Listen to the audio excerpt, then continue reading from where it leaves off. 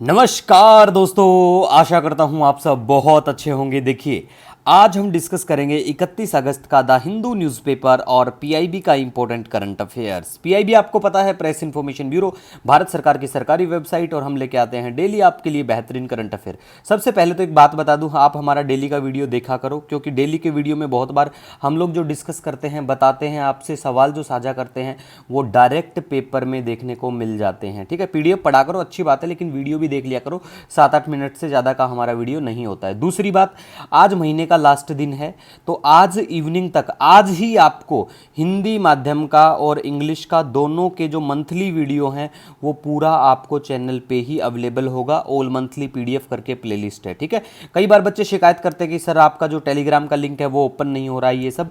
तो देखो, अगर ओपन नहीं होता है टेक्निकल ग्लिच की वजह से इनकी, तो आप सर्च कर लिया करो डेली द हिंदू नोट्स। ठीक है, डेली द हिंदू नोट्स, और वहाँ पे अपना परिवार ठीक ठाक हो चुका है 28,500 प्लस के आसपास। आप सभी का दिल से आभार, धन्यवाद उन सब के लिए। और इंस्टाग्राम पे भी आप, हमारा परिवार जो है वो 24,000 प्लस है। ठीक है, तो उसके लिए भी धन्यवाद। तो देखो, सबसे पहले आज हम बात करेंगे वधावन बंदरगाह के बारे में। पहले भी बात कर चुके हैं, लेकिन प्राइम मिनिस्टर साहब बिल्कुल इसके लिए निकल के आते हैं, बात करते हैं इसके ऊपर, तो फिर से चर्चा का विषय बनता है। ये इनॉग्रेशन होता है, लॉन्च होता है। ठीक है, तो आपको याद रखना है, सबसे जो मेन बात है वो है कि ये कहाँ पे है, कौन से राज्य में है। ठीक है, इतना याद रखो।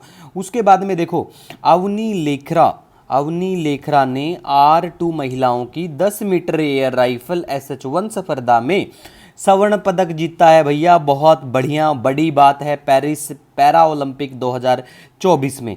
तो अवनी लेखरा स्वर्ण पदक जीता। कहाँ से आती हैं? राजस्थान से, ये बिल्कुल, तो ये भी याद रखो।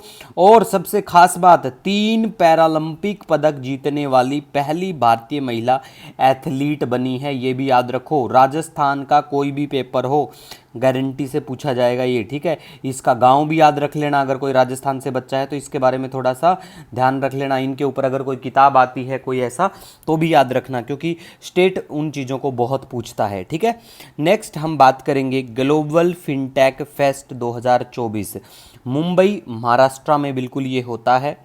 उसके बाद देखो, भारतीय सेना ने प्रोजेक्ट नमन को लॉन्च किया है, और इस प्रोजेक्ट नमन के तहत रक्षा पेंशन भोगियों, भूतपूर्व सैनिकों और उनके परिवारों को सहायता एवं सेवाएं प्रदान की जाएंगी। ठीक है, तो याद रख लो किस चीज़ के लिए है और किसने लॉन्च किया, भारतीय सेना ने। ठीक है, नेक्स्ट देखो, वेरी वेरी इंपॉर्टेंट है, solar energy corporation of India limited को नवरत्न का दर्जा प्राप्त हुआ है। ठीक है, बहुत अच्छी बात है। और इसके जो अध्यक्ष हैं वो हैं RP गुप्ता जी। ठीक है, तो बैंकिंग के जो एग्जाम हैं उनमें ये चीज़ें डायरेक्ट देखने को मिल जाती हैं। ठीक है गाइस, नेक्स्ट हम बात करेंगे भारत के 8 प्रमुख क्षेत्रों में, जो 8 हमारे कोर एरिया हैं, उनमें जुलाई में 6.1% की वृद्धि हुई है। ठीक है, तो जुलाई की देखो, ऐसी वाली जो चीज़ें हैं ना, वो सिर्फ बैंक के पेपर में ज़्यादा देखने को मिलती हैं कि जुलाई में कितनी ग्रोथ हुई। चलो आप कमेंट सेक्शन करके कमेंट में जून की ग्रोथ बताना, जून की कितनी ग्रोथ हुई थी, बैंकिंग वाले बच्चे। ठीक है, और देखो, ये जो 8 प्रमुख क्षेत्र हैं, इनमें कौन कौन से आते हैं, जैसे कोयला, कच्चा तेल, प्राकृतिक गैस, रिफाइनरी उत्पाद आता है, उर्वरक, इस्पात, सीमेंट और बिजली आती है। ठीक है, अब अगर आप बताना चाहो ना, तो बता दो कि इन 8 में से सबसे ज़्यादा वेटेज किसका है। यूपीएससी ने सेम चीज़ पूछी थी एक बार पेपर में, तो देखो, आप किसी अगर पीसीएस की तैयारी करते हो तो पीसीएस में पूछा जा सकता है, ऐसे क्वेश्चन रिपीट बहुत बार होते हैं। ठीक है, नेक्स्ट देखो, कच्छ तट पर चक्रवाती तूफान आसना। ठीक है, आसना का असर, तो ये आसना है अरेबियन सागर की तरफ से बिल्कुल आता है, और ये इसको जो नाम है, ये पाकिस्तान इसको नाम देता है, मतलब पाकिस्तान जो है वो इसको नाम देता है आसना का। ठीक है, और देखो, ये 1976 के बाद से अगस्त में, मतलब 1976 के बाद से अगस्त में अरब सागर में पहला चक्रवाती तूफान है। तो very very important for all examination, we have to remember about it. और ये जो तूफान है, साइक्लोन्स हैं, ये कैसे क्या बनते हैं, इनके लिए कंडीशन होती है, वो यहाँ पे हम लोग मेंशन करेंगे। हम ये क्वेश्चन डिस्कस करेंगे, यूपीएससी के द्वारा ये सवाल पूछा गया, तब कर लेंगे। ठीक है गाइज, उसके बाद में विस्तारा का एयर इंडिया में विलय होगा। ठीक है, ये भी याद रखो, बैंकिंग के लिए पूछते हैं ऐसी वाली चीज़ें। मर्जर होता है ना किसी बैंक का किसी कंपनियों का, तो वो पूछते हैं। ठीक है, उसके बाद में देखो LGBTQIA+ जोड़े जो हैं कपल संयुक्त बैंक खाते खोल सकते हैं, ये कहा है सेंटर ने, तो इतना याद रखो। उसके बाद में देखो अभी हमने डिस्कस किया था आपसे, क्या डिस्कस किया था, solar energy corporation of India limited को नवरत्न का दर्जा प्राप्त हुआ और इसके अध्यक्ष RP गुप्ता। अब देखो सोलर एनर्जी की जो ये वेबसाइट थी सोलर एनर्जी कॉरपोरेशन की, इसकी वेबसाइट से हमने एक कटआउट लिया जिसमें पंचामृत गोल लिखे हुए थे। ठीक है, तो भैया कोशिश करना ये पांचों गोल को याद रखने की।